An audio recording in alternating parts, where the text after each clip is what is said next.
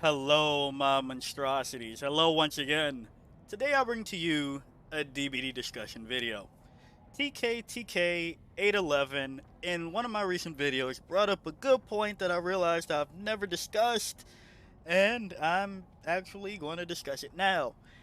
And the gist of it is, with survivors getting things that are base kit in the form of borrowed time and deliverance and so on and so forth, when do the baddies get something in return? And to start this argument, there's a lot of things that are going to cause issues and already have caused issues and will continue to cause issues. To illustrate that, we actually have to start on the survivor side. So, the thing with giving survivors what they've gotten, and the problem that will now continue for the rest of DBD's history, is that they're going to continue to get things and it's never going to stop. Now, behavior could prove me wrong and say, nope, this base kit deliverance is the last thing that they will ever get, but that probably won't happen. There will probably be that base kit unbreakable that they tested a while ago and whatever else, because alleviating this such frustrations is the moneymaker. Unfortunately, we all come because of the new baddie that comes from a license that we know and love, and then surely enough, you stay because this is the side that is less frustrating in the moment. Well, it's frustrating in the moment, not necessarily the long term. Because at the end of the day, you can have one bad game as Survivor, and you can have one good game as Survivor, where it didn't feel like the map affected your power in a negative way or something like that. You are Survivor, and every Survivor is just a skin. As for the issue, to best illustrate this, I think I want to bring up something that happened with Decisive Strike. This was a common perk to run because you didn't want to get tunneled. So, to make it so that you didn't need Decisive Strike, you got base kit, borrow time. I guess technically more fair would be base kit off the record, but that came after. You got this. You got endurance after you got off the hook for a couple of seconds. So now, the community was just like, oh, because there's anti-tunnel thing, I don't need to bring anti-tunnel perk anymore. And this did get nerfed at the same time, because the logical thing, this is where you can't blame the devs. The logical thing that should have happened is you have this base kit, which, now everybody can stop running this, but people stopped running this too, which should be still here in combination with the actual thing they replaced. Not both of them, right? You didn't get both of these. But now, because nobody thought, hey, I got this one base kit, I'ma still use this, and this probably in some form or another down the line, we'll call it 5 years from now. Let me know if I'm right or wrong, if I'm still playing this game in 5 years, and if the servers are still up. Who am I kidding? The servers will probably still be up. In 5 years, if this game includes base kit decisive. Because the community doesn't want to do things like that. They just want their cake and eat it too, which is the natural human thing to do. The other thing that everybody wanted was this. Base kit Kindred. I'm in solo queue, I should know what's going on. And rightfully so, everybody was like, no, it's a mystery, it's a scary game. What happened to actually not knowing some information and then getting scared? And then we wonder why certain things like Gens Fly now. In the beginning, a lot of people did overreact to the information that came with base kit kindred, and you go, there's no base kit kindred. There is, in a way. It's the HUD system. Now you can understand if your teammate's not doing anything. But unfortunately, at the same time, you can only do so much. So now you can see on your HUD, you're in a chase for what you feel should be a 3-gen run. And you can actively see on the HUD, nobody's on a gen. Why? Who knows? Did it make people more efficient? Slowly but surely. But we don't talk about that anymore. So now, survivors recently got base kit deliverance, with the fact that it's an anti-camp measure, as well as survivors don't have to worry about being grabbed from the hook. So not only do they not have to worry about being grabbed, you can't even be around unless you want the survivor to unhook themselves with their base kit borrowed time, and if they're smart, they still have decisive strike. That's where we are, but nobody's smart at the same time. Do I feel that survivors are now the biggest power role ever? They have the potential to be, and that's always been the case. They have the potential to be because if the community was just a little bit better, I'm gonna be real. The community is kind of terrible at their own game. Let's stop acting like everybody is insane at this game. Everybody's kind of bad. But when you free up 4 perk slots, and then you can put on the toolbox, maybe a BMP, and let's say there's an event that happens that recharges this toolbox and they get endurance for the umpteenth time. And then you can what if I just want to run faster? All of the loops in the game have been designed around 100%. What if we just made it so that, when everybody was upset about there being infinites on the maps against 110 baddies, what if we made it just a little bit harder? And then they can still use the thing that people used to hate.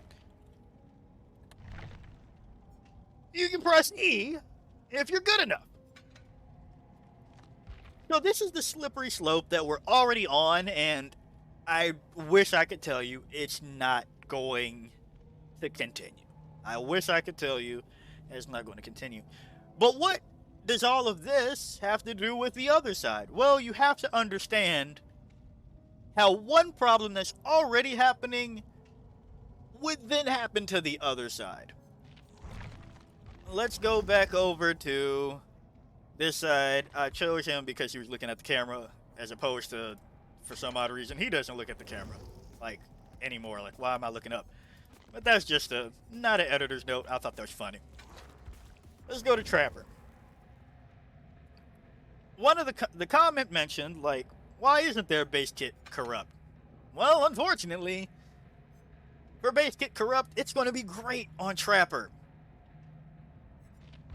But it's also going to be amazing on, if you're asking me to use my usual build on night, that I took off to get this steel right here. If you're going to ask me to use my usual build on night, people are not going to have a good time. And I'm also not going to get a lot of value out of corrupt at the same time, which is weird to say. For just a split moment, there's going to be value for me because they don't have the ability to immediately hop on a gen until they change it so that, yeah, you get base kit corrupt, but the survivors, they actually don't start far away from you. They can be anywhere. We randomize their spawns so that there's a chance that they don't have to start with corrupt intervention. There's just like a 50-50 that somebody in the squad gets a corrupted gen at the beginning. That's option number 1. But that doesn't really matter on Trapper, right? If I set up traps and I'm just playing for, a little bit of scaling and getting over it, then corrupt doesn't matter. But one thing that they should have done a long time ago is, what if I don't get corrupt on my hexes. I don't want my hexes to be gone in the first 10 seconds. That's usually the case. If I'm playing something like Devour, I'd like my Devour to be up for 10 seconds so I can play the game and at least try. But my Haunted Ground, I might actually want somebody to pop that immediately as the match starts when I'm already following somebody with, let's say, Lethal Pursuer. If we got built-in Lethal Pursuer, people would then just use Distortion. And then they'd get base kit Distortion because built-in Lethal is not bad. And we'd be back to where we are in the current game where if you bring Lethal, you win. But if you brought Distortion on the other side, you don't. And that's where the other problem goes, where it's not all equal, right? It's not all equal. It's not even close to equal. You give Nurse built-in Lethal, you've given her the game. But Nurse also isn't that bad anymore. Surprising, right? It's like they did the one thing that people thought would be a good fix. And don't mind this build. And it actually worked, where her attacks are now special and not basic, so she can't have Haunted pop immediately and then take out the entire lobby, because she's also using Starstruck and Agitation. The other thing about why baddies, unfortunately, are probably never going to get a bone tossed to them is because the perk interactions. Yes, I've kind of started that by talking about what if I wanted my Haunted Ground to pop in the first few minutes? But what if we have Jolt? I have Jolt on somebody, and yeah, in its current state, the way it last worked, I haven't used regression perks in a while, so if I'm wrong and they finally updated it, you know, it will bypass a corrupt. Why am I going that way? It's back here. A corrupt. It will bypass a corrupt. And, you know, you don't have to worry and you get to do all that. But if you give the baddies base kit corrupt, which deactivates when you get that first down, and you get that first hook, and then the next thing you know, you are ready to go with Pop Goes the Weasel. Alright? You pop the gen that they were working on because you had base kit corrupt. Now they're back to the start, and there's still 4 gens in the game. Or 5 gens in the game, excuse me. What do you think behavior does next? We're making it so that the gens actually take less time to do. And then you're in this weird back and forth of what do you give? Which, unfortunately, would just never stop. And as the bad guy side, you kind of just have to take the L until they realize nobody wants to play this side anymore, and then you end up like VHS. It's not good. But the fact that I can log on pretty much any time of day and have a blood point incentive kind of tells you what it feels like. And that's just what it feels like. Not to say that bad guy side is harder than it's ever been, but I think that we're kind of overselling that it's easier than ever at the same time. Don't get me wrong, I wasn't playing during the days when BNP actually just automatically did a gen, but I did hate old Haddonfield Hatch key escapes. That definitely was annoying as all heck, and there's really nothing you could do about that, right? So yeah, there are some ways in which the game has not been the worst, but now you're in the state where you get to play, quote-unquote, a full game, but at the same time, you really don't.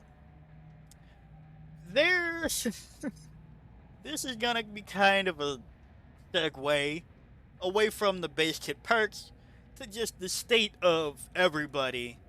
Talk about why getting base kit perks adds another layer of nuance. Because everyone has different needs. Trapper would like to play the game in general. So yeah, basic corrupt would be fine for Trapper, but it'd be too much for Nurse. At the end of the day, Nurse, what's Nurse's weakness? Okay, next question. What's Doctor's weakness? It's not corrupt. It's now that everybody's moving abysmal speeds. You have to time your shocks differently. There's what perk helps Doctor? An exhaustion perk. Oh, and surprise, surprise. Not in the add-ons. Surprise, surprise.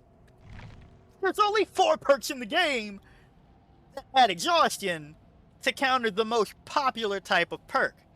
So until we can start doing things like this, then we don't have anything. Because even here, the exhaustion is a bit of a joke. You have Blood Echo that requires the other person to be injured.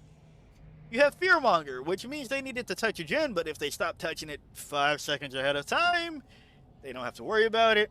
You have Genetic Limit, which means they needed to heal someone, maybe themselves, maybe somebody else, for 32 seconds. Odd number, why not a minute?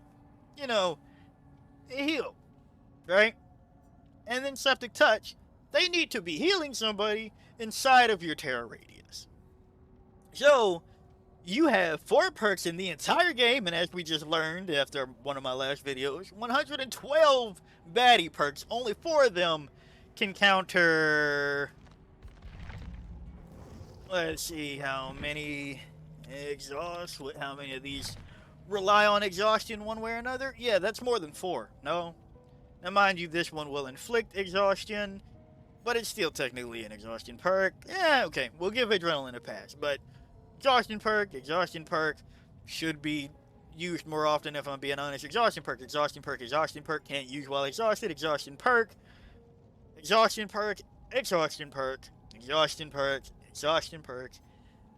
reduces exhaustion. So, one side that gets 4 slots in total versus 16 only can dedicate an entire build to counter the most popular type of perk? That doesn't seem quite right. So that's problem number 1. Then you go to the way they operate. If you go, oh, we're making it so that everybody takes a little bit longer to heal. That was fine. There's in no world where you want anybody else to heal faster as this side until you introduce something like MFT and Resilience, where now they don't care about being injured whatsoever. So, I say all of this to say that behavior has created a beast that won't end anytime soon, unfortunately. And there's things that they can't do to alleviate these frustrations at this point, because they will then just undo their progress. Oh, what? 3-4 patches later? Yeah, we'll give them credit. Let's say 5, because we know they don't work that fast. It'll be 5 patches later where, you know, I was watching some Dredge gameplay, right? And Dredge highlights the issues that when I was a very dedicated Trickster main, one of the biggest issues. I don't care if you've made it so that, hey, this is less of a requirement. I don't care about that. My problem is that I have to go find a locker first. There's lockers few and far between. If you play Dredge, you will know some maps, hey, I don't care if I finally can reload in 1 second. It took me 10 to get to a locker from where I was. That's goofy. That's goofy. And you go, well, with it being a second faster, that's a second you're back in the action. Not really. It's not really. Because just again, I'll give this example I did when I first heard about the buff. Yeah. Trickster and Hunters reload faster by 1 second faster. But Do you expect me to reload 20 times in a match? That's 20 seconds that I I did it quicker than I would have beforehand.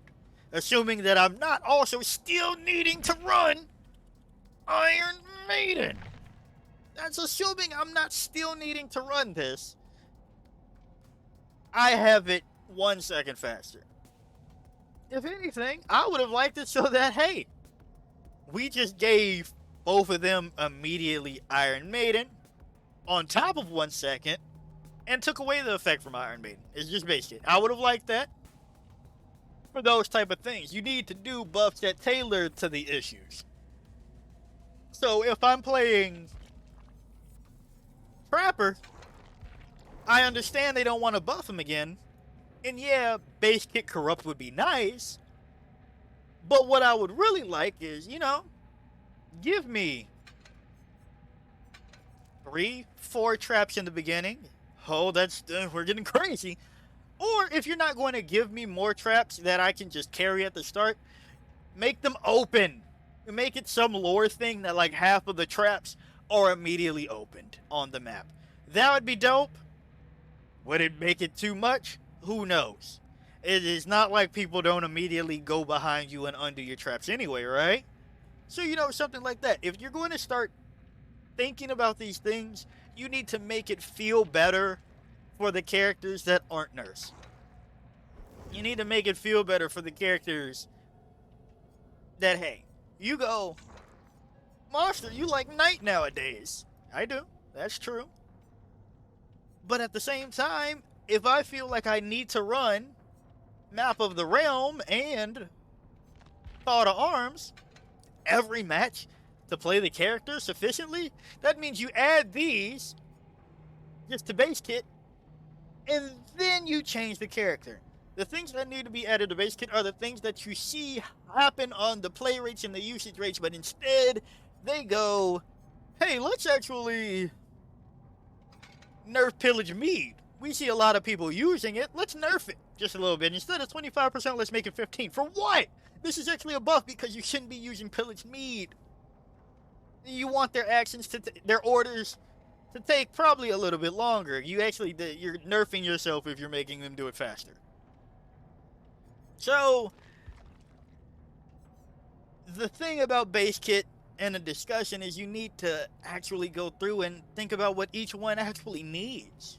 Mikey here, yeah, it'd be nice if he had base kit corrupt. It'd work on him, but then you also have the potential of being Tombstone still, and you go, well, that's not fair.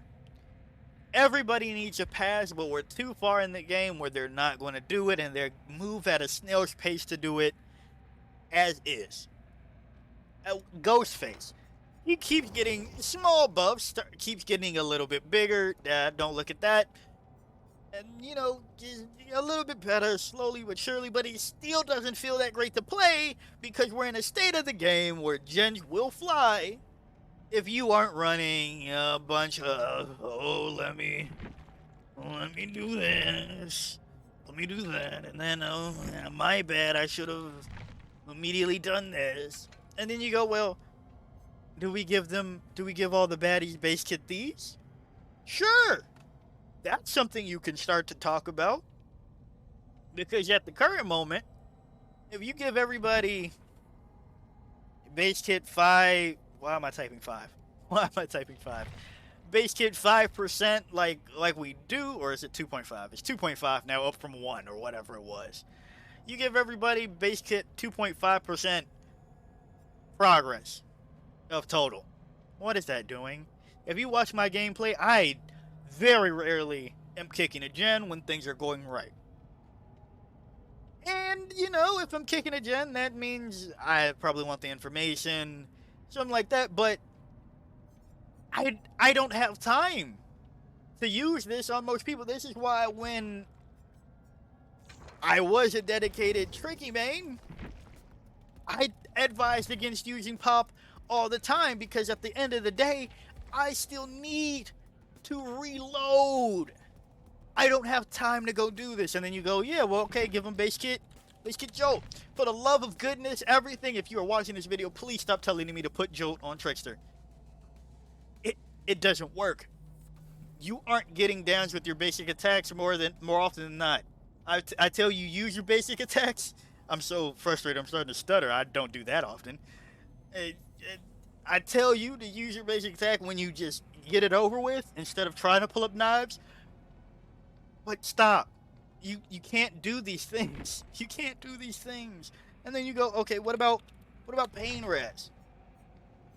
This still requires me to go out of my way. The problem with these two is that for my style of gameplay, and they honestly keep up, it requires you to go out of your way. I don't have time to go to a pain res hook often than not and pop and then reload on top of that. Because I have to traverse across the map, because what if a pain res isn't next to a locker? And I can't use this perk. So you put this base kit, but I'm not a character that wants to utilize it. So what are you telling me then? And then you make it so that people are now kicking the gen more often. Okay.